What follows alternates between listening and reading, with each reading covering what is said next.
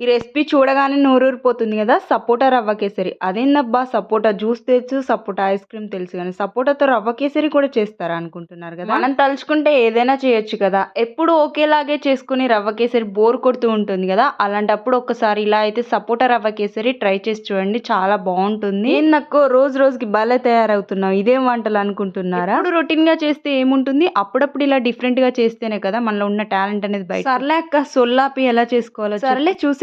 ఒక 4 సపోటాలని గింజలు తీసేసుకొని, గుజ్జంతా కూడా తీసి మిక్సీ జార్‌లో వేసుకొని మెత్తగా గ్రైండ్ చేసి అయితే పక్కకు పెట్టేసుకోవాలి. స్టవ్ ఆన్ చేసి పాన్ పెట్టుకొని అందులోకి నెయ్యి వేసుకొని, నెయ్యి వేడిన తర్వాత కొన్ని జీడిపప్పులను వేసుకొని వేయించి తీసి పక్కకు పెట్టేసుకొని, అదే పాన్‌లోకి ఒక చిన్న కప్పుతోని ఉప్మా రవ్వను వేసుకొని light and golden brown colour వచ్చేంత వరకు వేయించుకున్న తర్వాత అందులో కొద్దిగా నీళ్లు పోసుకొని ఉండలు లేకుండా కలుపుకొని, ఒక గ్లాస్ వరకు పాలు పోసుకొని కొంచెం ఉడికిన తర్వాత కొద్దిగా యాలకుల పొడి, అలాగే ముందుగానే గ్రైండ్ చేసి పెట్టుకున్న సపోటా పేస్ట్ వేసుకొని కలుపుకున్న తర్వాత కొంచెం బెల్లం, అలాగే ముందుగా వేయించి పెట్టుకున్న డ్రై ఫ్రూట్స్ వేసుకొని 2 నిమిషాలు కలుపుకుంటూ ఉడికించుకుంటే సపోటా కేసరి రెడీ అవుతుంది.